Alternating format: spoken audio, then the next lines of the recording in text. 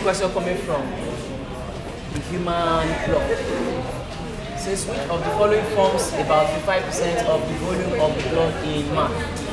Leukocytes. Leukocyte is the white blood cell. Platelets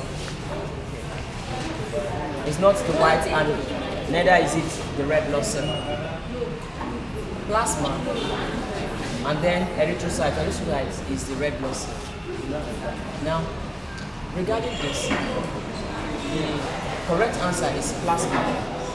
Although we have different values of this percentage according to some documentaries about the human blood, and that is why they use the term about, meaning it could be more or it could be less.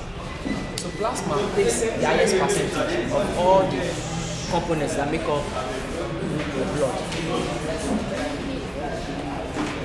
So the answer to this is plasma.